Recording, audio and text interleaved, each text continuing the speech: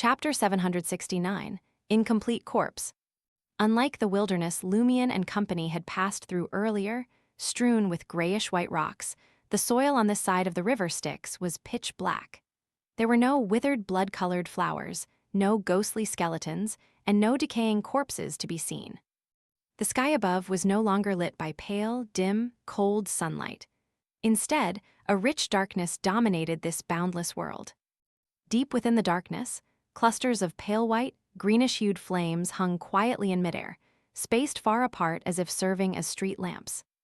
Using the illumination from the nearest pale flame, Lumion quickly leaped from the gloomy boat to the shore. Once his feet hit solid ground, his heart steadied considerably. As he crossed the river Styx, the scent of death in his undead body became more intense and evident, while his spirit and consciousness, tightly protected by the Eggers family's golden mask, felt a slight chill. Following that, a sinister coldness pervaded his body, but the highly decayed boatman, with its hollow eyes, simply reinserted its long oar back into the river's current.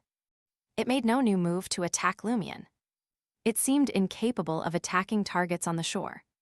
Watching the gloomy boat and the boatman, now facing away from him, slowly drift away, Lumion mused, "Not going to finish it off. With its rank, that decayed human skin would match your messenger quite well." This referred to the Knight of Swords' messenger, the half-fairy, a spirit being missing the outer half of her body, meaning she was precisely lacking human skin, while the boatman was just the peeled skin of a demigod from the death pathway. The Knight of Swords was silent for a few seconds, letting his voice echo in Lumion's ears. "She only lacks her own skin."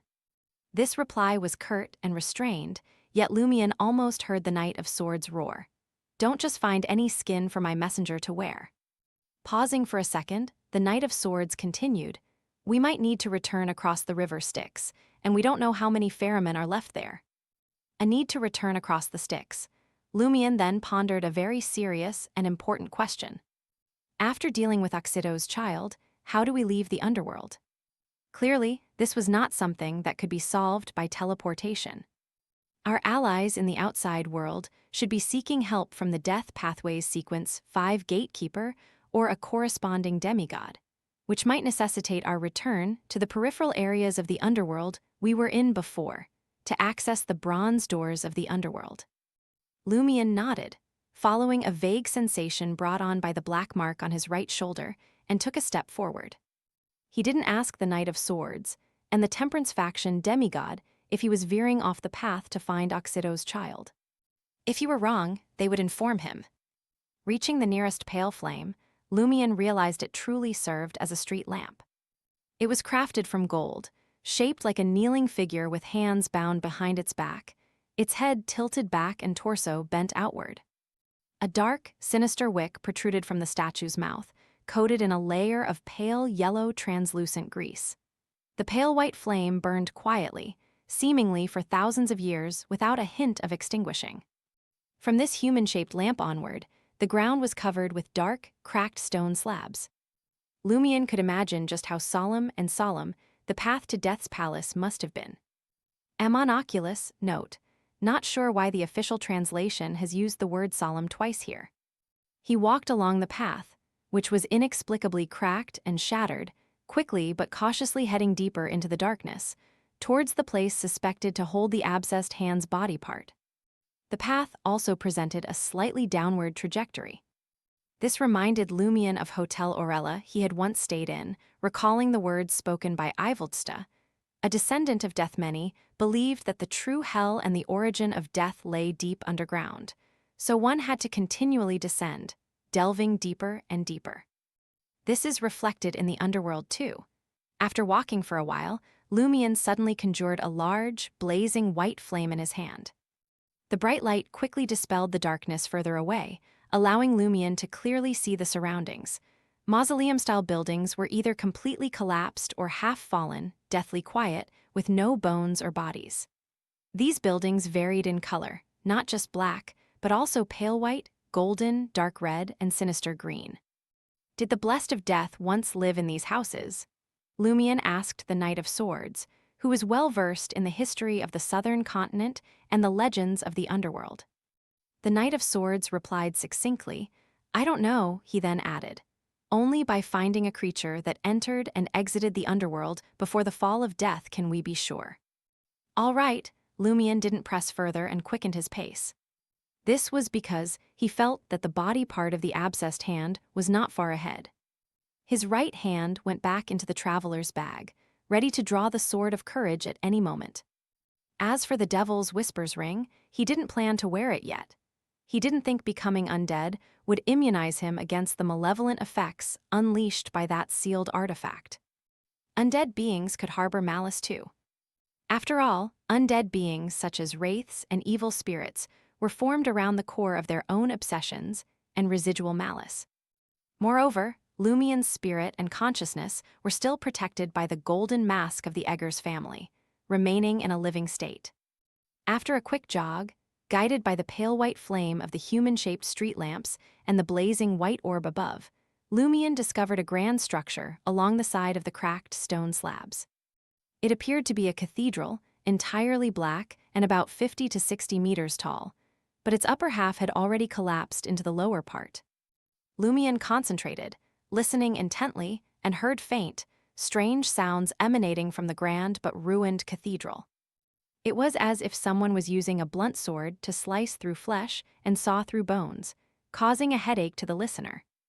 I have another matter to resolve inside this cathedral. Lumion finally disclosed his intent to the Knight of Swords and the Temperance faction demigod. He then firmly added, it should be quick. He remembered what Madame Magician had said. The true danger of the abscessed hand would only manifest once all its parts were assembled, and currently, 2 parts were still in the city of Exiles Morora, so there was no need to worry about that. The enemy he might face next could be the undead being creating the sound just heard. All right, the Knight of Swords did not inquire about the specifics. Thank you, Lumion responded sincerely. The Knight of Swords and the Temperance faction demigod neither objected nor disengaged from Lumion's body, indicating their tacit approval to provide the necessary assistance when needed.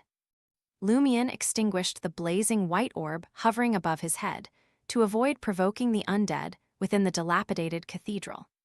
He transformed into a shadow, blending into the areas not illuminated by the pale white flames, and silently infiltrated the building whose upper half had entirely collapsed inward. From the shadows, Lumion saw columns thrust into the ground, a dome shattered into pieces, and a bird statue broken in half. After winding through the ruins for a while, Lumion's path brightened suddenly. 10 meters ahead on a crumbling wall, several bone torches burning with pale green flames were inserted, the dense darkness above streaming through a large hole created by the collapsed dome, blocked outside by this dim light. Beneath the bone torches, a long table made of grayish-white stone was set up, upon which lay a half-corpse, head severed and vertically split open. The corpse wore no clothes, its body bluish-black and swollen with decay, oozing yellowish-red pus everywhere. It appeared significantly larger than a normal human, unclear whether it was a half-giant in life or merely bloated by post-mortem gases. Lumion recognized it instantly. This was the body of the abscessed hand. It comprised the left half, including 1 hand and 1 foot. In front of the abscessed hand's corpse stood a towering figure, about 4 meters tall. The figure's skin was pitch black, etched with numerous sinister patterns, most of which had decayed, exposing bare, ghostly white bones or appearing as half-melted, viscous tissue. At that moment, this figure, bent over, was slowly cutting into the half-corpse of the abscessed hand with an even larger pale white leg bone, likely from another unknown source. Lumion noticed 2 curved, tattered black goat horns growing from the figure's head, its profile resembling a fusion of human and goat features, becoming increasingly terrifying the longer he looked. An undead being transformed from a beyonder of the devil pathway after death. Just as Lumion had this thought, he saw the goat-faced giant slice off a chunk of bluish-black decaying flesh and stuff it into its mouth, chewing vigorously, causing pale yellow pus to splatter. On the half-corpse of the abscessed hand, the decaying flesh writhed and grew, filling in the cuts made. A cycle of one eating, the other growing. Lumion was pondering a plan to take the abscessed hand's corpse when the devil-like undead suddenly turned around, looked towards the shadows where he was hiding, and spoke in an unintelligible language using a hollow, decayed voice.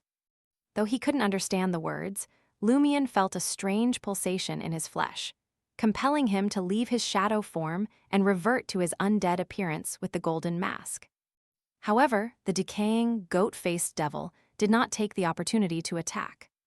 After 2 seconds, the voice of the Knight of Swords reached Lumion's ears. It's asking, "Do you need flesh?"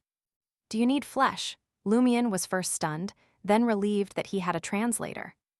Looking at the hunched-over, devil-like giant undead, Lumion suddenly had a strange thought. Is this considered making a deal with a demon? Has the aftereffects from using the authority holder's under-the-table transaction finally caught up with me?